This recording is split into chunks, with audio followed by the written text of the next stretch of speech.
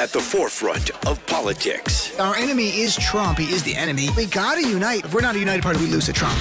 On the front lines of activism. There's certain fights, if we don't engage, they win. This is a fundamental question of who we are. And delivering your daily dose of comedy. Donald Trump, when he had his physical, they had his blood pressure, and mine is higher than his. Oh. And the irony is mine is higher because of him. From the blue wave. We flipped. Enough seats to take control of the House. We control the House. To 2020 and beyond. This is the Dean Obeidallah Show on Sirius XM Progress, Channel 127. And welcome to the show, brothers and sisters. Thursday, March 5th. I'm Dean Obeidallah. As always, here to be your MBFF on Twitter at Dean Obeidallah, or go to Facebook.com/Dean of Radio. So today, some big news, obviously, in the world of politics, and also we'll talk about the coronavirus updates, what's going on, and how I think Donald Trump last night told the most dangerous and irresponsible lie about the coronavirus in a sea of lies that this guy has served up. But today, the big news politically is Liz Warren, really sadly for many of us, including myself, has dropped out of the race. And I really thought there was a point last summer when she was ascending that she was actually going to be the nominee and the next president of the United States of America. And I think she would be a phenomenal president. So she made a decision. Not completely surprising, but also at the same time, I had Julian Zelizer on last night, a professor and CNN contributor, who said he would not be surprised if, one, she dropped out, or two, she stayed through the next debate on March 15th and through the primaries there and see how it played out to have her on stage with Bernie and Biden. So here's a little bit of Liz Warren today announcing the end of her bid. Here's clip number one, please. So I announced this morning that I am suspending my campaign for president. I say this with a deep sense of gratitude for every single person who got in this fight, every single person who tried on a new idea, every single person who just moved a little in their notion of what a president of the United States should look like.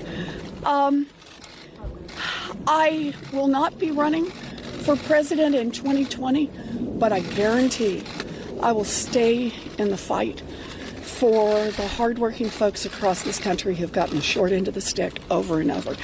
That's been the fight of my life, and it will continue to be so. And to be clear, Liz Warren has not announced who she's endorsing. She might not endorse anyone. She might. In 2016, to remind people, she waited to a few weeks before the DNC convention and then finally endorsed Hillary Clinton then. So she stayed out of it. Only time will tell us where Liz Warren supporters, who you go to, who you gravitate to, who do you line up with? Do you get engaged again? Do you wait it out to see who the nominee is and just fight for that person? We'll see. It's, and then Liz Warren was asked about the idea of young girls seeing Liz Warren dropping out, and it's just two men now. And I want to play this clip. It's a short clip. Here's clip number 2, please. I wonder what your message would be to the women and girls who feel like we're left with two white men to decide between. I know. One of the hardest parts of this is all those baby promises and all those little girls who are going to have to wait 4 more years. That's going to be hard. A lot of emotion, as you could hear in her tone and her voice, and it's understandable. And I have to be blunt. If Donald Trump was not the president, if this was an open seat nomination, many of the candidates who had dropped out and got no traction, candidates of color and women, I think would have had a lot more traction, would be still in this race and maybe leading the race. But that's not the world we live in. We live in the world of Donald Trump. And electability became the number one factor. And I understand it because I subscribe to the same view, that Trump is such a threat to everything we believe in and our values that you have to pick the candidate you believe who can beat that person. And I think, unfortunately, though, for certain people, that became just the white guy has to be it. And I don't subscribe to that view.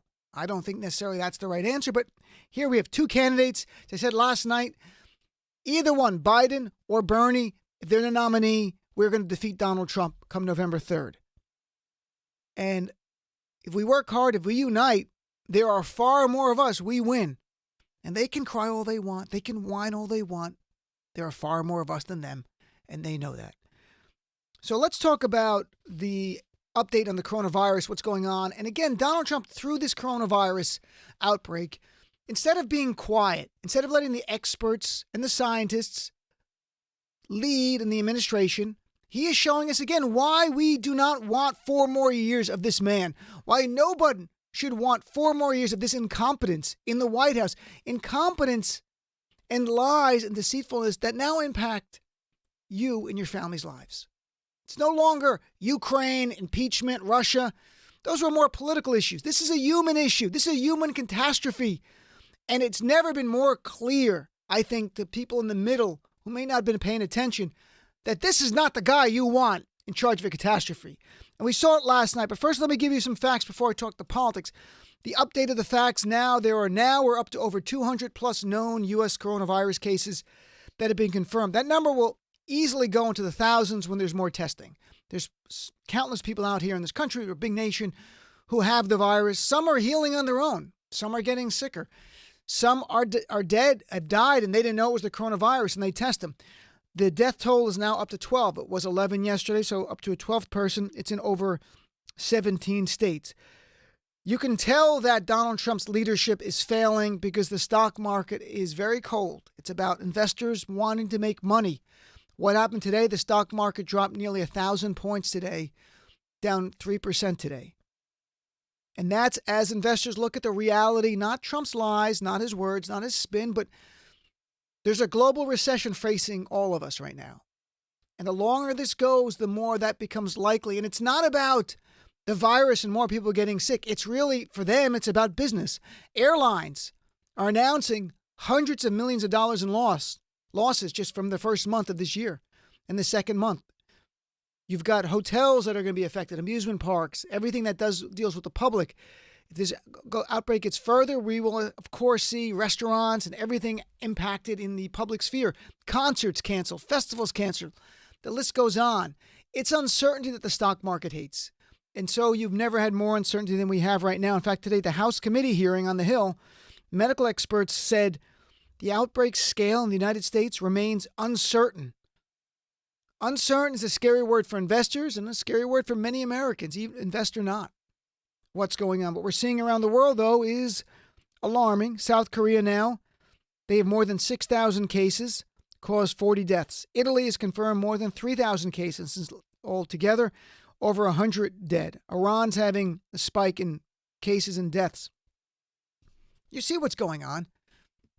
And what this demands these times are no politics, just leadership. And I've said, and I still, on some level, I'm rooting for Trump to do the right thing, but that's impossible. That's rooting for an impossibility. It's like rooting for Santa Claus. It's not going to happen. And so what did Trump do last night on Sean Hannity's show? And I think, and I'll play the clip, I think this is the most dangerous and most irresponsible comment and lie he's made about the coronavirus. And for those Trump supporters who listen to the show or on Facebook and they put a lot of comments, they get upset, hear me out here. We all know Donald Trump lies all the time. That's well documented. And if that's never troubled you before, that's your choice.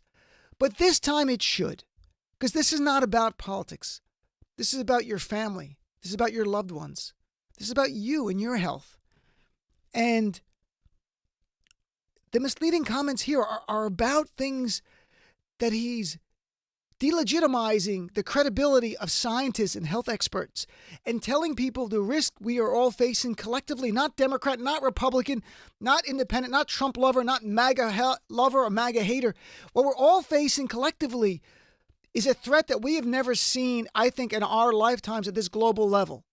That's what we're facing. That's the blunt reality here. And Donald Trump, though, was on Sean Hannity's show last night and did his best to undermine the experts to show he denies science.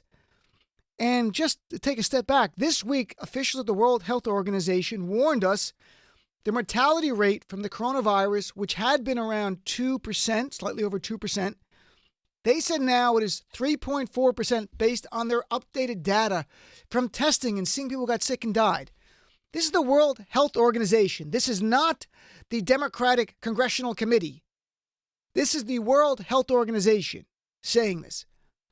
I'm not a scientist, but I defer to them. If they're saying it's 3.4%, that means, just so it's clear, it is 3 times more deadly than the average flu. 3 times or 30 times more if you want to put it mathematically, but you get it. 3 times more deadly than the seasonal flu. There's no doubt about it.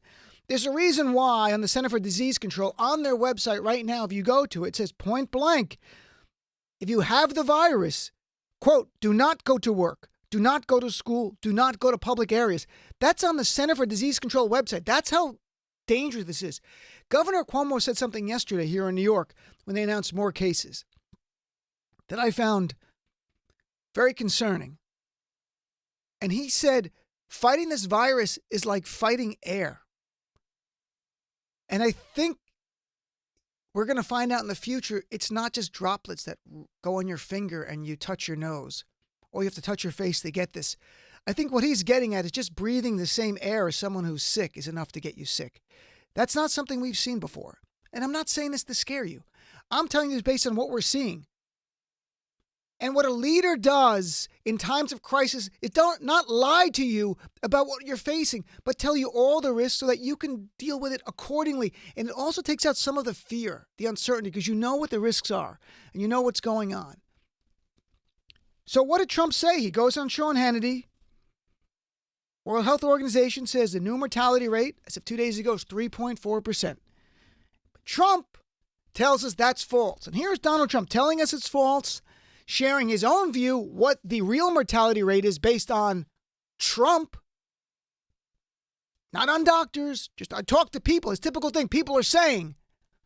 Here's clip number 3, Trump from last night. Today, the global death rate at 3.4% and a report that the Olympics could be delayed. Your reaction to that? Well, I think the 3.4% is really a false number. Now, this is just my hunch. But based on a lot of conversations with a lot of people that do this, because a lot of people will have this and it's very mild. They'll get better very rapidly. They don't even see a doctor. They don't even call a doctor. You never hear about those people. So you can't put them down in the category of the overall population in terms of this corona flu and or virus. So you just can't do that.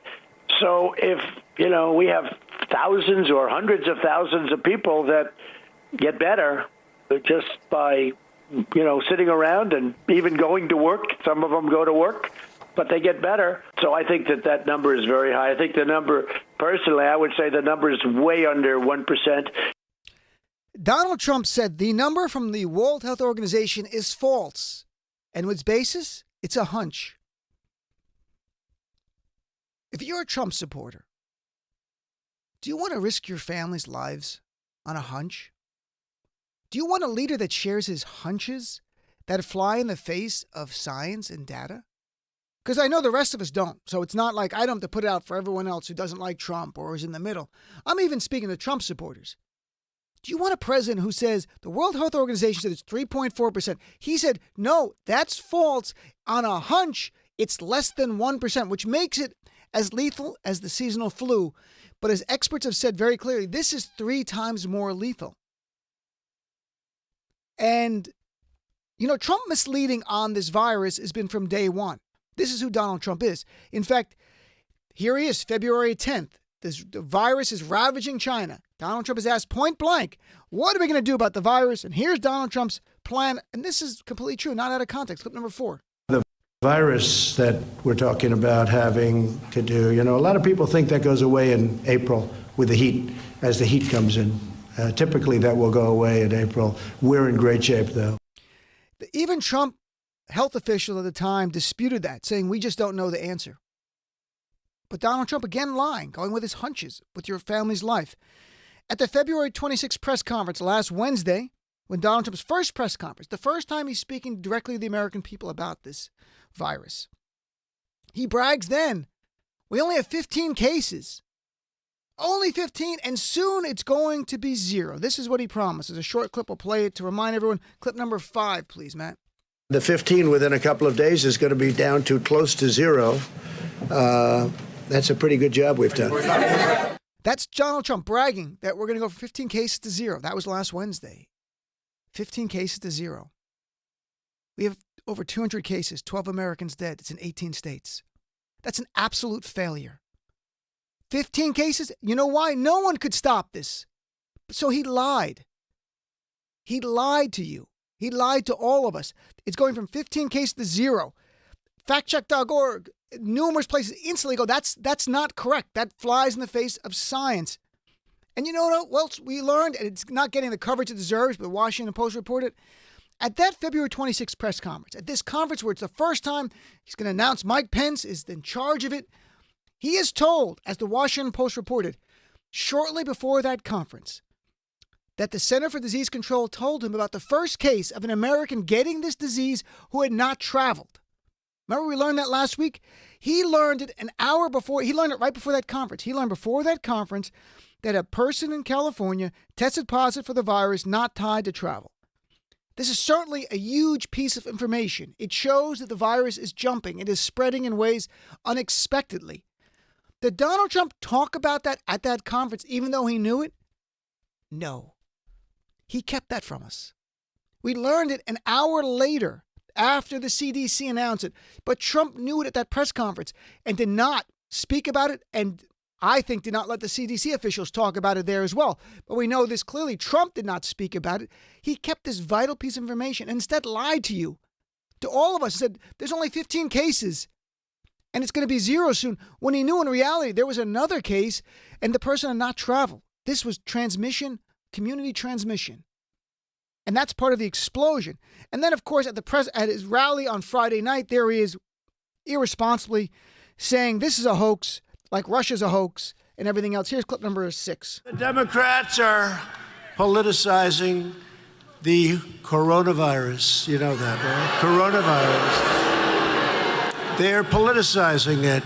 We did one of the great jobs. You say, how's President Trump doing? They go, oh, not good, not good. They have no clue. They don't have any clue. They can't even count their votes in Iowa. They can't even count. No, they can't. They can't count their votes. One of my people came up to me and said, Mr. President, they tried to beat you on Russia. That didn't work out too well. They couldn't do it. They tried the impeachment hoax. That was on a perfect conversation. They tried anything. They tried it over and over. They've been doing it since you got in. It's all turning. They lost. It's all turning. Think of it. Think of it. And this is their new hoax. This is the new hoax. I wish you would tell that to 12 families who have passed. And the now over 200 people who have this. And, you know, a leader not trying to get the people to panic is an admirable thing. It's understandable. That's what I believe a good leader would do. But that's done by being honest with the public. And you tell them the true nature of the risk so they can assess it for themselves, talk about it with their families, talk about it with professionals if they want to, and then they can act accordingly. For example, in 2014, when President Obama was president, we had the Ebola outbreak. It was ravaging parts of Africa. And did President Obama get on TV and lie to the American people and say, hey, it's never coming here. You never have to worry about it. And I got this. And there's only a few cases and it's going down. Knowing in reality that he was told right before that press conference there was more people getting sick. No, President Obama didn't do that. President Obama told the American people the hard truth. And I want to play 1 minute from one of his press conferences. And at the same time, Trump is now lying to the American people about this disease. Here's Obama. And this is what a leader sounds like. This is what leadership sounds like. This is what we desperately need in this nation. Here's clip number 7. Now here's the hard truth. In West Africa, Ebola is now an epidemic of the likes that we have not seen before. It's spiraling out of control. It is getting worse. It's spreading faster and exponentially. Today, thousands of people in West Africa are infected. That number could rapidly grow to tens of thousands. And if the outbreak is not stopped now, we could be looking at hundreds of thousands of people infected with profound political and economic and security implications for all of us. So this is an epidemic that is not just a threat to regional security, it's a potential threat to global security. If these countries break down, if their economies break down, if people panic, that has profound effects on all of us, even if we are not directly contracting the disease. That's what a president sounds like. That's what a leader sounds like. How many people got Ebola in America during a 2-year epidemic? 11 Americans were treated on our soil. 2 died. In a matter of weeks, under Donald Trump's failed leadership, over 200 people have the coronavirus. 11 are dead. It's in 18 states. It's growing by the minute. No president can stop a virus. That's not what I'm saying. What you do is don't lie. What you do is listen to the scientists and don't undermine their credibility. Don't say you know better than the World Health Organization because you're concerned about the politics of this. He calls this a hoax. That's his go-to. Ukraine was a hoax. Russia's a hoax. Impeachment's a hoax. This is not political. This is human lives. This is a catastrophe facing our nation. And no one can predict how this is going to end, but I can assure you this. You can't trust Trump on this. And that makes all of us less safe. Regardless, right or left, Trump or not, this makes all of us less safe. And this is just another reason why we need an end to this. Because who would want 4 more years of this? And that's where we are. I mean, so, we're going to go to a break. I'd love to hear from you. Does Trump's words make you feel confident that he's got it as he lies to us and undermines scientists and doctors? Do you feel more comfortable for you and your family that, we got the person in the White House that's really looking out for us? Or do you have a guy who only cares about stock market numbers? So he lies to try to make the threat seem less so people buy stock so he can go to a rally and tell people the stock market's at all-time highs.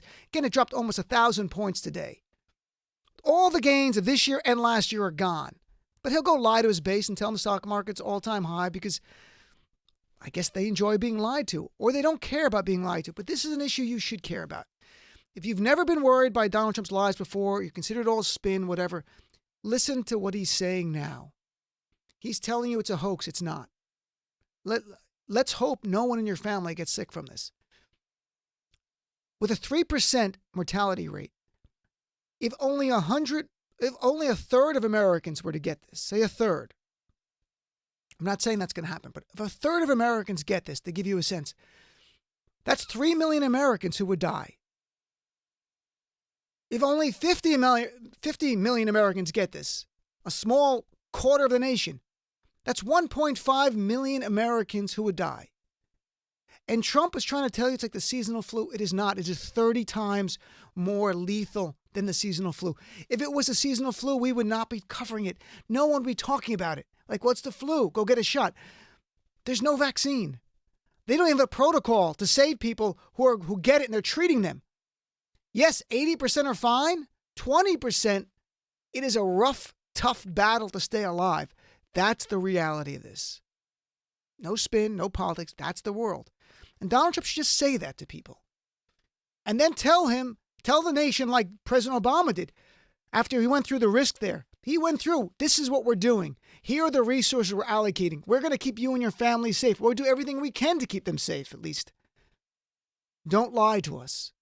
That's unforgivable.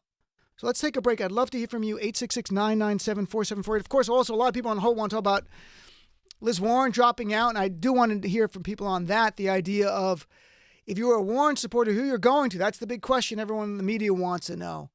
So you're my guest. We'll be right back and talk to you after this. The Dean Obeidallah Show. My slogan for Trump in 2020, Trump for prison 2020.